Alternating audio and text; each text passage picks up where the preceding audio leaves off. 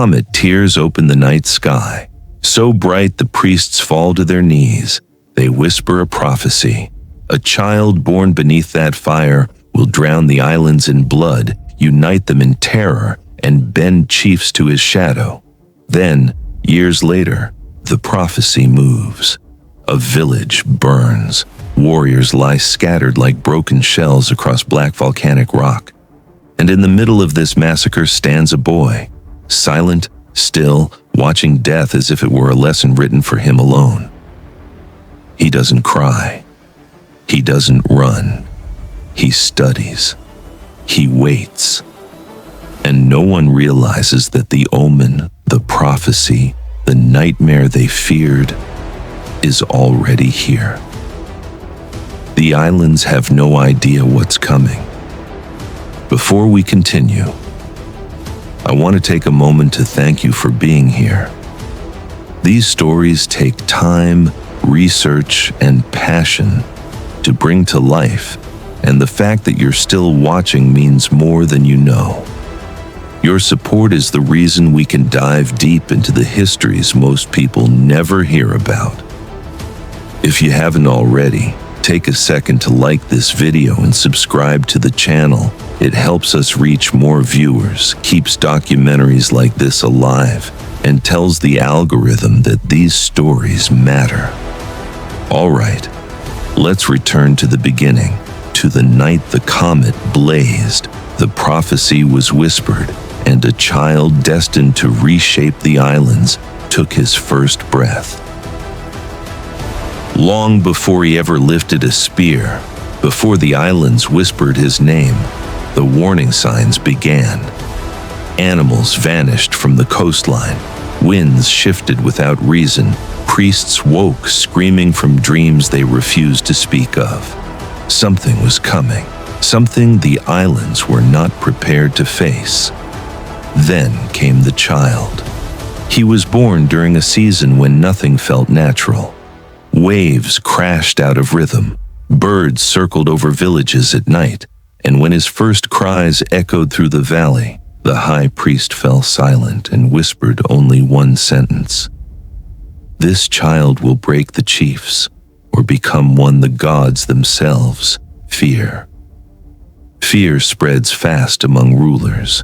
Word reached the king, and assassins were sent to erase the child before the prophecy could take shape.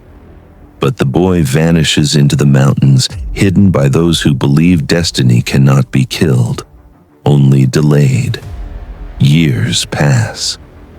When he finally returns to society, the chiefs study him with uneasy curiosity. The boy is tall, powerful, and disturbingly calm, a stillness that makes even seasoned warriors shift uncomfortably. The high priest claims the child radiates mana in a way no one has seen in generations. Some see greatness, others see danger. And the danger becomes undeniable the day he steps onto the training grounds. A great stone sits at the center, the Naha stone, a towering slab believed immovable to all but the one chosen to unite the islands. Chiefs bring their sons here to prove strength. None ever succeed. Most don't budget an inch. But when the boy lays his hands upon it, the crowd quiets. He pushes, muscles strain, and slowly, impossibly, the stone shifts. Only a breath's width, but more than enough. Chiefs stare in disbelief. Warriors whisper. The prophecy they hope to outlive has taken its first physical form.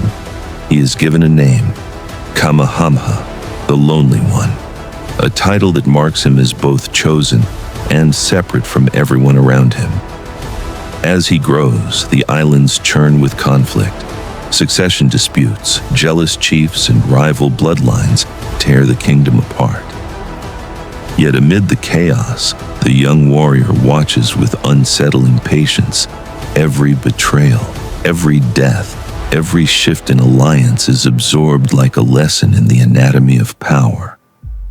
Then comes the moment that ignites the destiny he's been walking toward since birth. Foreign sails pierce Hawaiian waters. Muskets crack like thunder. Cannon fire splits warriors open. Chiefs scream of sorcery. Most flee. But in the smoke and terror, one figure stands still. Kamehameha does not run. He studies. He watches how fear spreads, how these weapons kill, how battles will never be the same again. And in that moment, something clicks behind his eyes. The same quiet calculation he showed as a child moving the immovable stone. This is no longer about prophecy. It is about opportunity. A new kind of war has arrived, and he intends to master it. The moment Kamehameha sees foreign firepower tear through Hawaiian warriors, something inside him shifts. Most chiefs recoil from the thundersticks, calling them cursed, unnatural, a violation of the old ways. But Kamehameha sees only possibility, the kind that could make or break a kingdom. And he chooses to reshape the islands. While other chiefs cling to tradition, he begins a quiet obsession. He questions every trader, studies every ship, memorizes every weapon. Reports from foreign sailors describe him standing on the shoreline for hours, watching how gun crews load, brace, and fire. As if he were learning a language encoded in smoke and blood, he trades sandalwood, feathers, anything of value for muskets and powder. But he knows weapons alone are useless without knowledge, and fate is about to deliver exactly what he needs. Two foreigners are captured after a brutal chain of events. John Young and Isaac Davis, survivors of violence unleashed by their own countrymen. Tradition demands execution. But Kamehameha sees something else. Two men who understand European warfare better than any chief alive. So he gives them a choice: serve him or die. It is not mercy. It is calculation. Young and Davis accept, and what follows is nothing short of transformation. They drill Hawaiian warriors in formations no island has ever seen. They teach loading cycles, volley fire, battlefield coordination. They hammer discipline into fighters raised on individual combat. They mount small cannons on war canoes, turning sleek Polynesian vessels into the first indigenous gunboats in the Pacific. Whispers spread across the islands. Kamehameha is building something unnatural, something dangerous. They're right. By the early 1790s, his forces no longer resemble traditional Hawaiian armies. They move in lines. They reload in rhythm.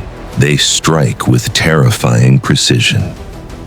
Captain George Vancouver, upon witnessing a drill, writes that Kamehameha's warriors handle firearms with an adroitness that would not disgrace European soldiers.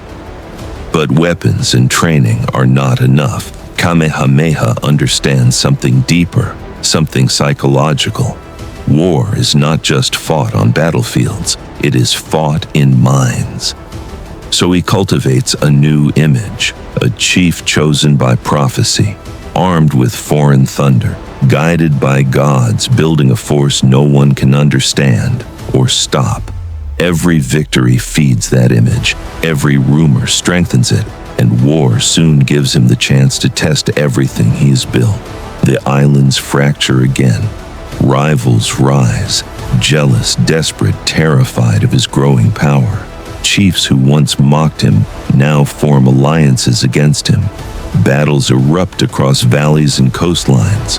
Kamehameha meets them all with a cold, unstoppable precision. His hybrid army advances like a storm front, muskets cracking, cannons thundering, warriors moving as one. He crushes rebellion after rebellion. Villages fall, chiefs die, and every death pulls the islands closer to a reality none of them are prepared to face. Kamehameha doesn't just want peace. He wants unification, an end to the chaos that has torn Hawaii apart for generations. But to unify the islands, he must conquer them And so begins the campaign that will define his legacy, a march across the islands that turns prophecy into reality and transforms a once fractured chain of kingdoms into the foundation of a single, unstoppable rule the world has noticed. Foreign ships watch from the horizon, other chiefs whisper in fear, and in the shadows of their panic, Kamehameha prepares for the war that will decide everything, because the islands will not surrender, not yet. But he is coming for them, with prophecy behind him and firepower in his hands. War spreads across the islands like a controlled fire, guided, intentional, unstoppable. Kamehameha's hybrid army moves with a precision Hawaii has never witnessed. For his enemies, every defeat feels less like losing a battle and more like being consumed by something foretold long before they were born. By 1795, the final confrontation becomes inevitable. Kamehameha gathers the largest fighting force the Pacific has ever seen. Thousands of the warriors, musketeers trained by Young and Davis, artillery crews capable of reducing fortifications to ash, and an armada of war canoes reinforced for a new kind of warfare. Chiefs on Maui and Oahu brace themselves, but nothing they prepare for matches. What arrives, Maui collapses quickly. The true test waits on Oahu, defended by King Kamehameha, a chief who understands both European strategy and the terror of prophecy. He digs artillery positions into Nuʻuanu Valley's cliffs, creating a trap designed to break Kamehameha's advance once and for all. At first, it works. Cannons thunder. Hawaiian warriors fall in waves. Smoke chokes the valley. Many armies would break. Many chiefs would retreat. But Kamehameha doesn't yield. He splits his forces, sending elite warriors to scale the valley walls, turn in the trap against its maker. The gunners never see them coming. The artillery positions fall. The line collapses, and the defenders flee up the valley in desperation. What happens next becomes the most chilling moment in Hawaiian military history.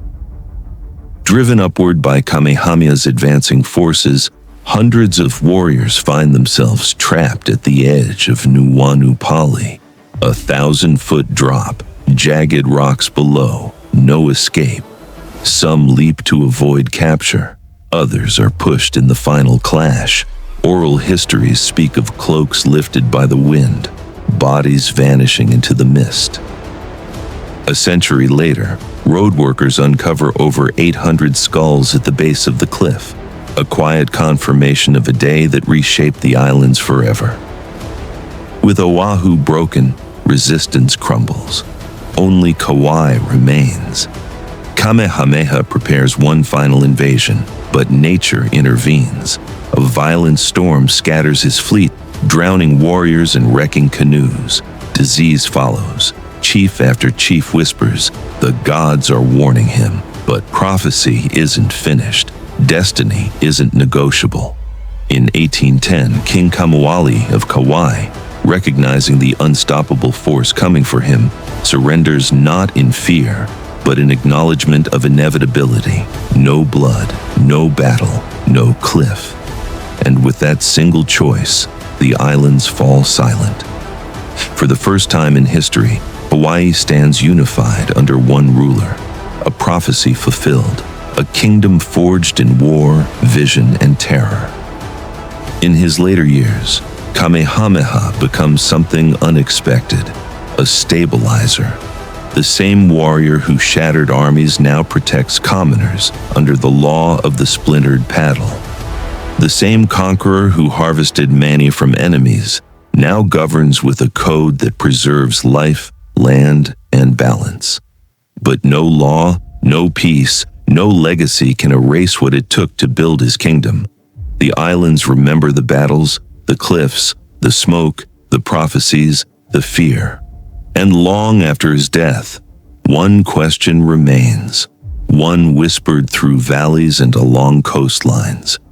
Was Kamehameha chosen by the gods, or did he carve his destiny from prophecy and blood with his own hands?